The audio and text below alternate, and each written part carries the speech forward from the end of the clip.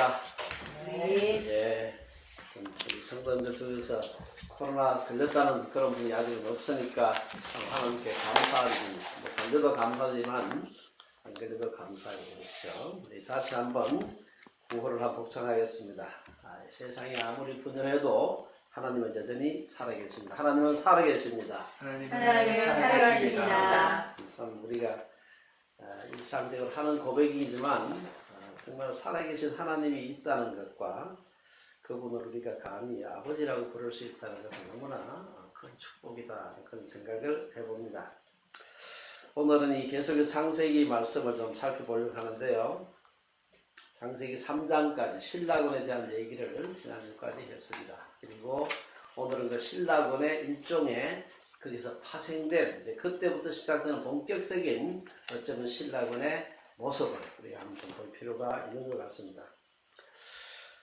작년에 제가 어떤 신문에 보니까 우리나라에 재벌닷컴이라고 하는 그런 사이트가 있어요. 저도 잘 봤습니다만은 거기에 보면은 한국의 50대 재벌들 중에서 가족들 중에 혹은 주로인 형제들 간에 재산 싸움이 없는 그런 그룹이 거의 없다. 제가 보니까 현재 소송이 진행되고 있는 곳만도 50대 재벌 중에서 18개, 18개 재벌이 형제들 간에 재산 싸움을 지금 하고 있는 것. 뭐 다 들을 필요도 없지만 참 한국의 큰 재벌들, 여러분 아는 재벌들 중에서 전혀 형제들 간에 싸움 안 하는 재벌이 딱 하나 아마 던져도 있을지도 모릅니다만은 하나 있는데 그게 LG 그룹이라 그래요. 나머지는 뭐 크고 작은 이 다툼이 다 꼭 법정까지 안 가더라도 뭐 다 그런 다툼이 있다. 대부분에서 늘 발표하는 그 사법연감이라는 게 있습니다. 여기 보면은 소송의 종류를 쫙 분류를 해가지고 매해마다 무슨 소송 몇 건 하는 게 있는데 계속해서 지속적으로 증거하는 소송이 바로 상속에 관한 소송이라 그래요. 뭐 조금 오래된 건 합니다만 2010년에 3만 건이었는데 3만 300만 건. 이게 뭐 4년 뒤에 2014년에 3만 7천 건, 3만 7천 건 약간 넘는. 근데 계속 증가하는 추세예요. 중간에 매년 보면은 이 보면은 참 가족들 간에 피를 나눈 가족이라 그러지만 참 그 인상적인 말이 피는 물보다 진하고 돈은 피보다 더 진하다. 그런 걸 썼더라고 보니까. 결국은 돈 앞에서 뭐 형제도 없고 심지어 부모 자식 간에도 서로 소송을 하고 싸우고 하는 것을 볼 수가 있습니다. 뭐 그건 우리나라만의 문제가 아니라 사실 전 세계적인 것이고요. 성경에도 보면 우리 잘 아는 야곱과 에서의 그 갈등이라든지 또 요셉과 그의 뭐 형제들 같은 꼭 재산 싸움은 아닙니다만은 어쨌든 그것도 또 다툼이 있고요. 이 모든 그 다툼들이 결국은 올라가 보면은 이 가인과 아벨의 그 다툼 혹은 비극 여기서 우리가 좀 찾아볼 수 있고 그 비극은 결국은 신라곤 사건에서 우리가 볼 수가 있습니다. 그런 의미에서 형제들 간의 다툼이라고 하는 것도 마치 부부 간의 그 어려운 관계처럼 좀 어려운 말을 하면 종말 논쟁이다. 예수님께서 오셔야 완전히 해결되는 것이지 이 땅에 사는 동안에 우리가 참 피할 수 없는 피해야 되지만 피할 수 없는 그런 참 갈등이라는 걸 볼 수가 있습니다. 우리가 지난 시간까지 아담과 하와가 선악과를 먹고 타락한 사건 그리고 하나님께서 그 타락 결과에 대해 가지고 뱀과 여자와 남자에게 선고하신 그 선고가 있습니다. 중요한 것은 이제 오늘 4장에 보면은 그 결과가 이제 어떻게 드러나는가 하는 걸 볼 수가 있습니다. 아마 아담과 하와는 에덴 동산에서 쫓겨날 때까지만 해도 자기들의 범죄의 결과가 얼마나 심각했는지를 충분히 이해하지 못한 것 같아요. 오늘 소개하고 있는 이 범죄 형제간의 비극을 보면은 이걸 보면서 그 하나님께서 말씀하신 그게 이렇게 심각한 결과가 오는구나 하는 것을 안 게 아닌가 하는 생각이 듭니다. 사실은 아담과 하와의 두 아들 사이에 일어난 이 살인극은 아담과 하와의 마음을 막 갈기갈기 찢었을 겁니다. 우리 자식을 키우는 사람으로서 형제들 간에 그냥 대단한 싸움 아니고 자라면서 투닥거리면서 싸우는 걸 봐도 영 마음이 불편하거든요. 부모들은. 근데 하물며 형제들 간에 이 살인극이 일어났다고 하는 것은 사실 이거는 부모의 가슴을 찢는 일이죠. 사실 가인과 아벨 사이의 비극은 전 세계 곳곳에서 전해지는 수많은 소위 우리 한자 사자 성을 해가지고 소위 악형 선제, 형은 악하고 동생은 선하다. 흥부 놀부 얘기도 마찬가지입니다. 그런 얘기한 원본이다 이렇게 볼 수가 있습니다. 그래서 우리가 이 사건을 두고서 오늘 1절부터 한번 좀 말씀을 보면요. 1절에서 보면 하나님께서 이제 에덴에서 이 두 사람을 쫓아낸 후에 아담과 하와가 동침해서 하와가 임신했다. 그리고 가인을 낳았다. 근데 여기서 가인을 낳았을 때 가인이라는 뜻이 여호와로 말미암았다는 그런 뜻이에요. 그 성경에 나와 있습니다. 거기 보면 하와가 임신하여 가인을 낳고 이러는데 내가 여호와로 말미암아 등남하였다 하니라. 가인이라는 말 뜻이 그런 뜻입니다. 그래서 비록 하나님이 먹지 말라고 한 선악과를 먹음으로 신라고는 했지만 그럼에도 불구하고 가인이라는 말 속에는 자신들의 범죄에도 불구하고 생육하고 번성하여 땅에 충만하라는 하나님의 축복이 창세기 1장 28절 축복이 그대로 유효하다는 아마 아담과 하와의 감격이 가인의 이름 속에 들어있지 않나 생각해 볼 수 있습니다. 또한 하와의 감격 속에는 여자의 후손은 내 머리를 상하게 할 것이다. 타락 후에 하나님께서 구원에 대한 소위 약속하셨는데 이 메시아에 대한 소망도 그 이름 속에 포함되어 있지 않았을까 생각해 볼 수가 있습니다. 하지만 아담과 하와의 이러한 감격도 얼마 지나지 않아서 큰 실망으로 변하는 걸 볼 수가 있습니다. 자신들의 죄의 DNA를 물려받은 가인이 성장하면서 얼마나 성장했는지 모르겠어요.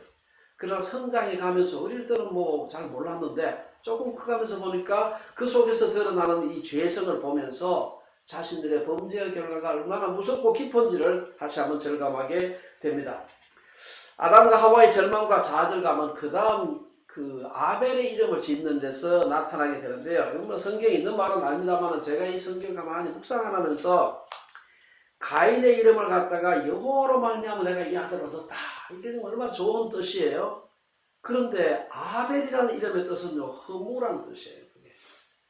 이 굉장히 이해하기가 어렵거든요. 성경에서 보통 이름의 뜻은 좋은 뜻으로 짓는 경우가 아주 특별하게 호세아 같은 특별한 예언적 의미가 있는 사람을 제외하고는 좋은 뜻으로 되게 다 짓습니다. 여러분 이름도 한자로 풀이하면 대충 좋은 뜻이 많잖아요. 그런데 아벨의 이름을 갖다가 허무다. 다른 뜻으로는 호흡이라는 뜻도 되긴 돼요.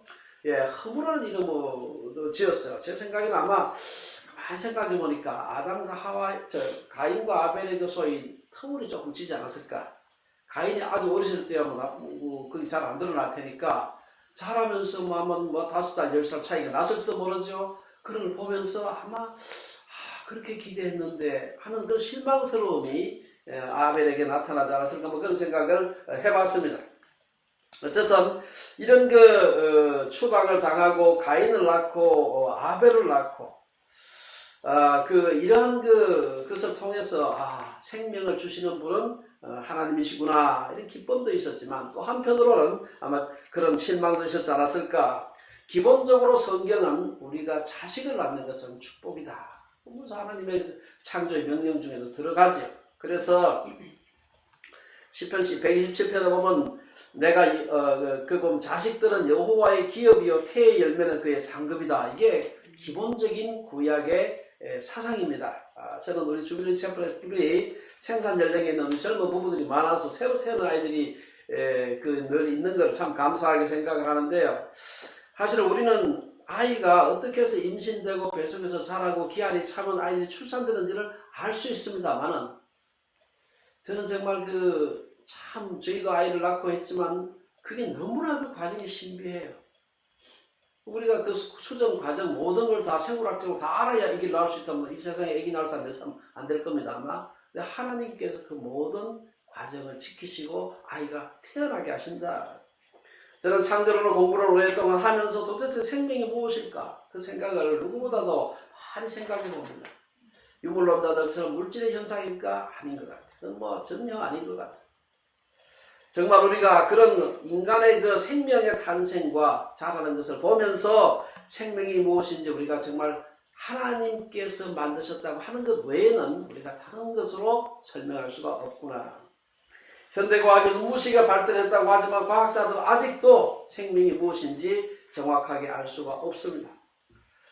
그 자체가 하나의 신비라고 할 수 있습니다. 그래서 이렇게 신비로운 과정을 거쳐가지고 아이가 태어나니까 아마 아담과 하와도 가인을 낳았을 때 또 아벨을 낳았을 때도 감격이 있었을 겁니다. 아이를 낳고 기뻐하는 걸 볼 수가 있습니다. 이제 이들이 자라면서 하나님 앞에서 제물을 드리는 걸 볼 수가 있는데요. 2절에 보면 바로 낳은 얘기가 1절에 나오고 2절에서 바로 그가 또 가인의 아우 아벨을 낳았는데 바로 아벨은 양치는 자였고 가인은 농사하는 자였다. 여러분 나자마자 농사 짓고 양을 치진 않거든요. 그렇기 때문에 이 사이에 벌써 아마 몇십 년의 시간적인 간격이 있었다고 볼 수가 있습니다. 그리고 또 세월이 지난 후에 성경에 보면은 또 세월이 지난 후에 가인은 땅의 소산으로 제물을 삼아 여호와께 드렸다. 그리고 또 아벨은 양의 첫 새끼로 기름을 드렸다. 이런 얘기가 나오고 있습니다. 성경은 아담과 하와가 가인과 아벨을 낳은 나이를 정확하게 기록하고 있지 않습니다. 이들의 나이를 짐작할 수 있는 유일한 곳은 창세기 5장 3절에 보면은 죽은 아벨을 대신해서 하나님께서 셋이라고 하는 아들을 주셨는데 그 셋을 낳을 때 아담의 나이가 130세였다. 요것만 나와 있어요. 그리고 뒤에 가면은 이제 그로부터 800년을 더 살고 난 뒤에 아담이 930세에 죽었다. 이 두 개밖에 안 나와요. 나머지 것들은 다 추측입니다. 가인과 아벨이 태어난 후로부터 셋이 태어나기까지를 3절은 세월이 지난 후에 이렇게 표현하고 있습니다. 여기서 세월로 번역된 단어, 히브리어 단어 욤은 창조 첫째 날, 둘째 날, 셋째 날 할 때가 똑같아요. 이건 전혀 24시간이 아닙니다. 세월이 지난 후에, 욤이 지난 후에 이렇게 표현을 하고 있습니다. 아마 우리가 상식적으로 생각했을 때 아마 가인과 아벨이 양을 칠 때쯤 됐을 때는 아마 적어도 한 30세 전후 하여튼 적어도 20살 넘었을 때고 30세, 40세 그 옛날에 오래 산 거 생각하면은 아마 한 3, 40세 이렇게 넘었지 않았을까 생각해 볼 수가 있습니다. 이렇게 해서 이제 그 가인과 아벨이 농사를 짓고 양을 치고 해서 이들이 아마 하나님 앞에 제사를 드렸는데 문화사적으로 봤을 때는 가인과 아벨 혹은 아담과 하와가 살았던 이 시기가 우리가 흔히 말하는 신석기 시대라고 생각을 합니다. 대충 지금부터 한 10,000년 혹은 8,000년, 10,000년 전이라고 이렇게 보고 있는 것이죠. 세월이 지나서 아마 가인과 아벨이 3, 40세 정도 되었을 때 이들은 자신들이 가졌던 생업의 결과를 하나님께 드리는 것을 볼 수가 있습니다. 여기서 보면은 가인은 땅의 소산으로 제물을 삼아 여호와께 드렸고 아벨은 양의 새끼와 그 기름으로 여호와께 제사를 드렸다. 이어지는 9절에서 하나님은 가인과 아벨의 제사 중에서 아벨의 제사만 받고 가인의 제사는 받지 않아. 여기서부터 이제 비극이 시작됩니다. 이에 대해서 어떤 사람은 가인의 제물에는 피가 없었기 때문이다. 그래서 하나님이 안 받았다. 이 해석을 하는 분이 있는데요. 그건 좀 바람직하지 않는 것 같아요. 왜냐하면 모든 사람이 다 목축을 할 수가 없거든요. 하지만 성경은 어디에서도 여러 직업들 가운데 하나님께서 특별히 목축은 기뻐하시고 농업은 기뻐하시지 않는다. 그런 얘기는 전혀 성경에 나오지 않습니다. 오히려 타락한 후 아담에게 내린 벌을 보면은 하나님은 아담이 땅에서 일하면서 농사를 짓도록 계획하신 게 아닌가 하는 생각이 듭니다. 사실. 그리고 실제로 우리가 레위기서에 보면은 우리가 성경의 구약에 5대 제사가 있죠. 번제, 화목제, 그 다음 속죄제, 소제, 속건제 이렇게 한 5개가 있는데 이 중에서 혹시 여러분 기억하시나 모르겠어요. 이 중에서 곡식을 드려도 드리는 제사가 몇 개나 될까? 이 5대 제사 중에서 반드시 동물만 가지고 제사를 드리는 게 있고 곡식을 드려도 되고 또 곡식을 드려야 되는 게 있습니다.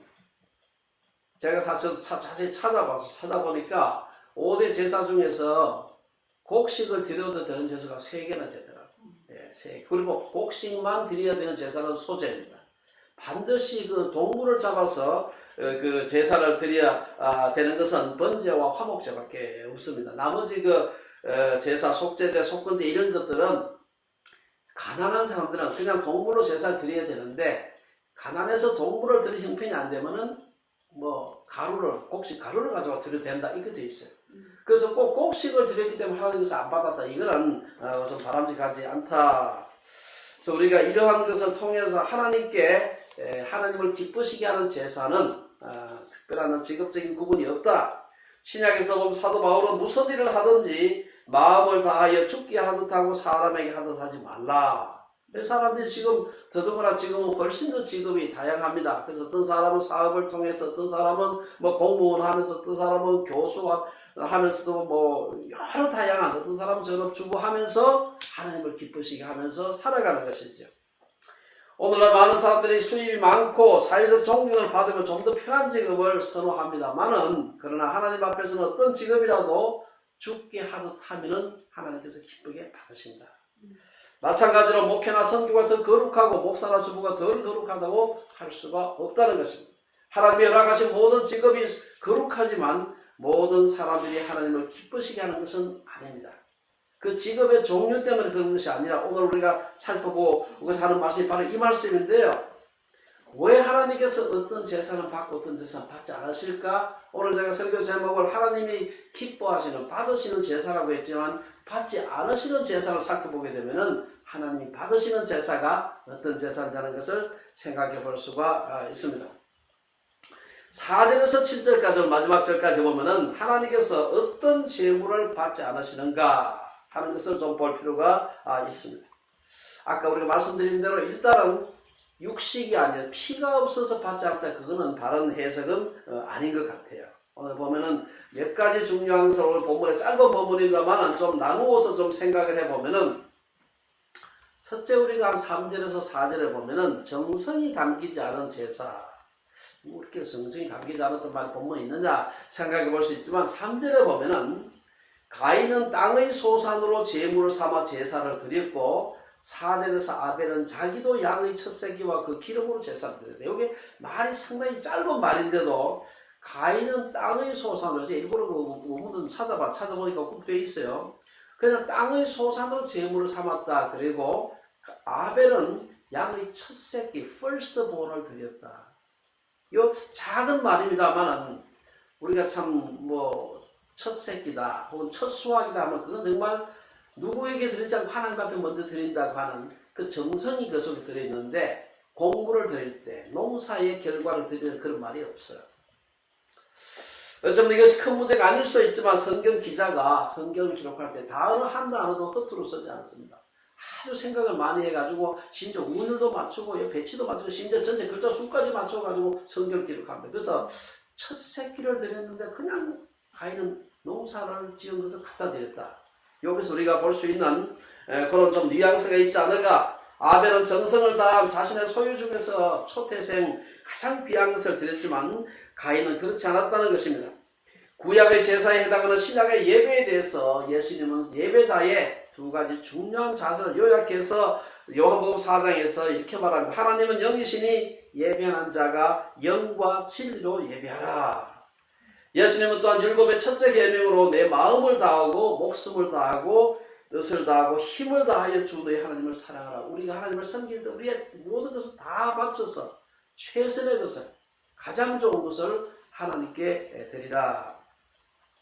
비록 우리가 우리의 의로운 행위로 제사함과 구원을 얻는 것은 아니라 할지라도 우리가 하나님께 나아갈 때 우리의 가장 좋은 것, 저도 가장 좋은 나이에 뷰를 위해서 결단하고 와야 되겠다 생각을 했습니다. 사실은. 두 번째, 선을 행하지 않음 하는 걸 우리가 생각해 볼 수 있습니다. 4절 하반절에서부터 우리가 모습을 볼 수 있는데요. 여기 보면은 더 중요한 것은 제물을 드리는 사람의 모습입니다. 이 해석은 사실 본문 그 자체가 짓지 않는데 5절 하반절에 보면은 하나님께서 가인의 제물을 받지 않자 어떻게 했습니까? 가인이 몹시 분해서 안색 빌렸다. 화가 나면 그 속일 수가 없거든. 얼굴에 나타나.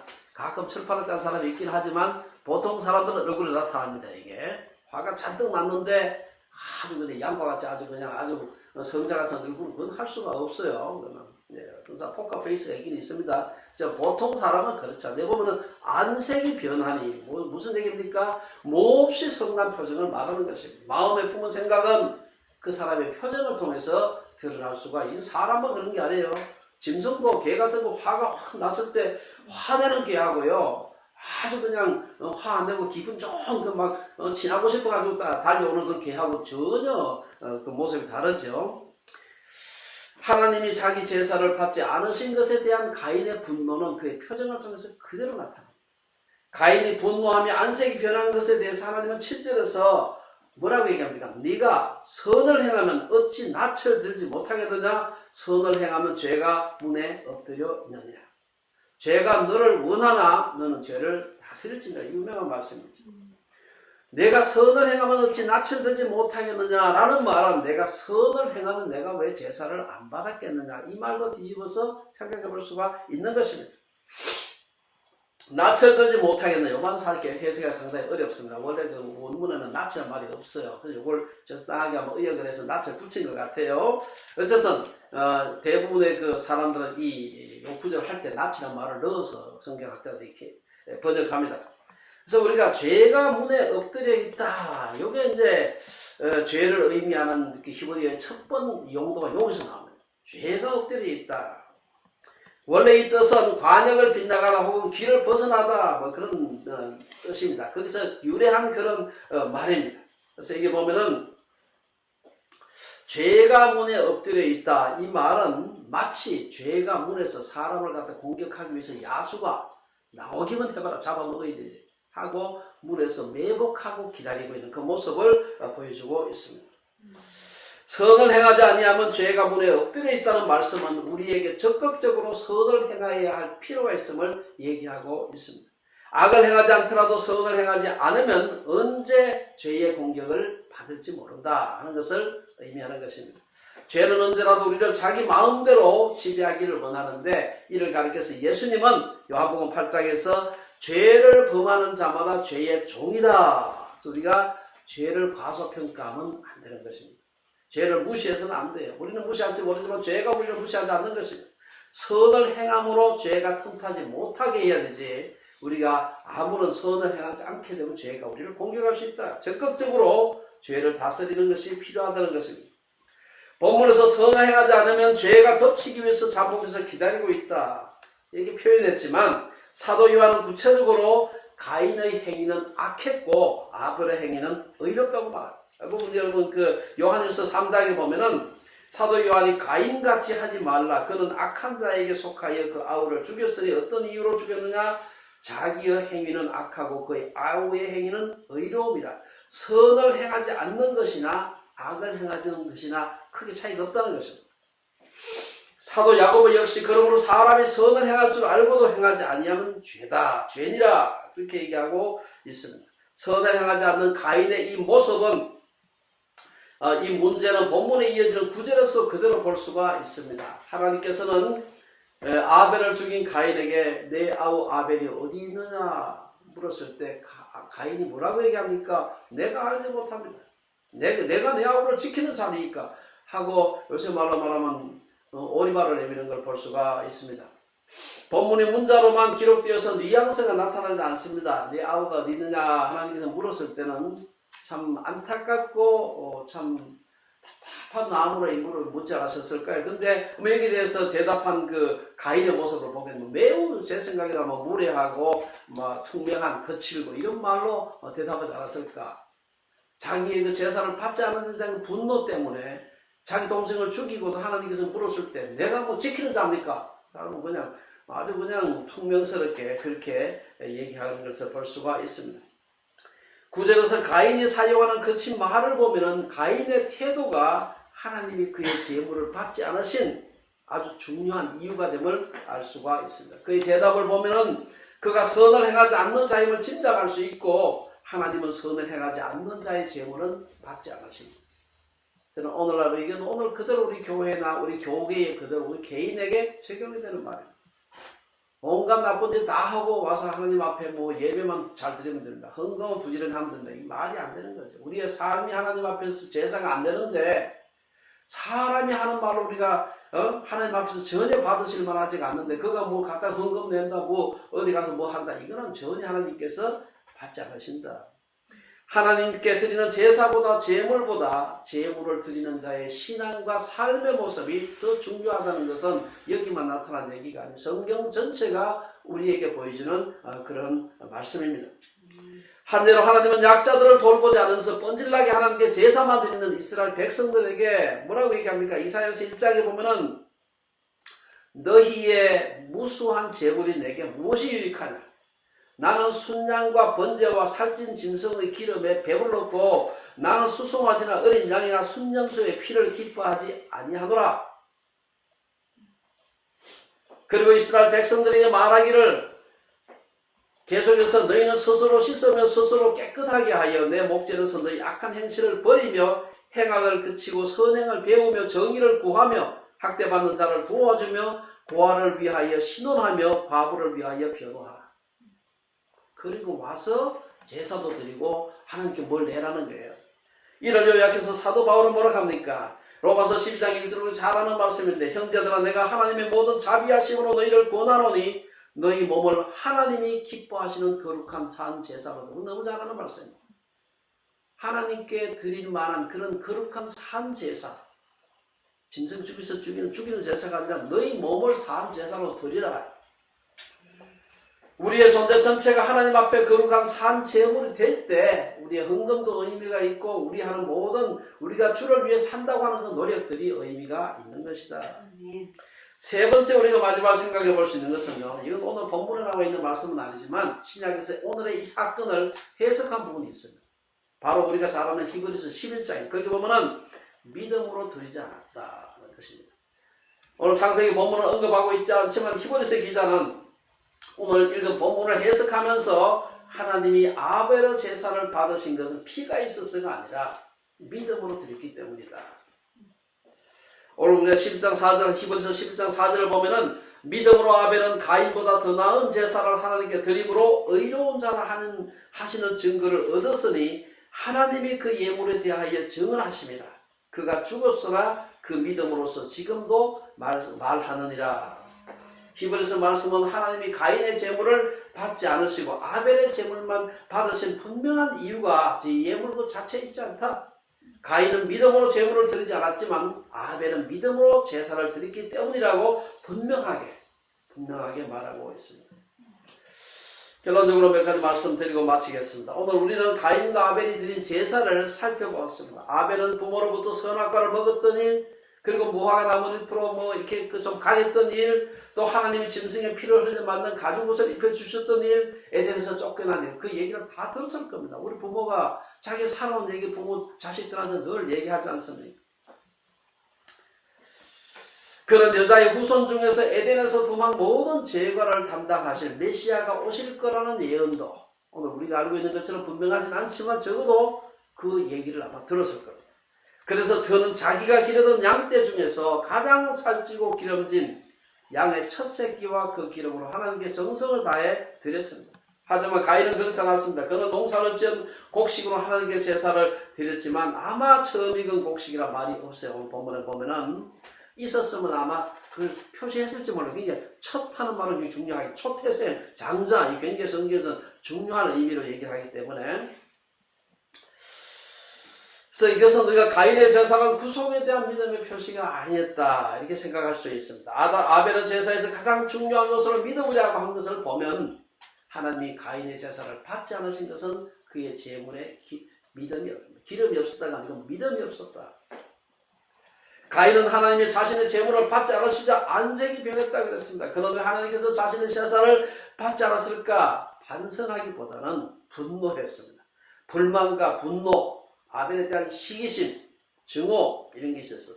그래서 우리는 아담과 하와의 죄가 가인에게 복사, 오염, 증폭돼서 나타난 걸 볼 수가 있습니다. 가인이 아벨에게 가졌던 살이 죽이겠다고 하는 그 살이가 있죠. 거기 보면은 창세기 4장 7절에 죄가 너를 원하나 너는 죄를 다스릴지나 제가 앞에서 말씀드리면서 역구절 한번 인용한 적이 있습니다. 이게 창세기 3장 16절에 하와에게 너는 남편을 원하고 남편은 너를 다스릴 것이니라. 요 말하고 같은 말을 써요. 원한다는 말이에요. 지배한다. 예, 이런 말이죠. 죄가 너를 원하나 죄가 너를 지배하기를 원하지만 네가 죄수로 죄를 다스려야 된다. 이거 똑같은 단어가 창세기 3장 16절 너는 남편을 원하나 남편을 쥐고 흔들고 싶지만 남편이 너를 다스릴 것이다. 이 똑같은 요 마치 서로 대응되는 그런 말씀을 하고 있는 걸 볼 수가 있습니다. 오늘 이 말씀을 생각하면서 우리가 어떤 하나님 앞에 제사를 드려야 될까? 예물을 드리고 예배를 드리고 우리의 삶을 드려야 될까? 우리 다시 한번 진지하게 생각해 봤으면 좋겠습니다. 하나님은 어떤 제사를 받으실까? 가인은 자신의 행위, 자신의 의로 하나님께 나아가는 자의 상징이요 모델입니다. 반면에 아벨은 대속의 공로 그리스도의 의에 대한 믿음으로 하나님께 나아가는 자의 모델이라고 할 수가 있습니다. 우리는 아벨과 같은 예배자가 되어야 되겠다. 우리 학생들은 자신들의 공부를 통해, 어른들은 자신들에게 맡겨진 여러 가지 직업적인 일들을 통해서, 가정에서 역할을 통해서 자신이 가장 소중하고 귀한 예물로 아벨과 같이 믿음의 예배, 하나님이 받으시는 예배를 드리시는 우리 주빌리의 식구들 되시기를 주의 이름으로 축원합니다. 기도하겠습니다.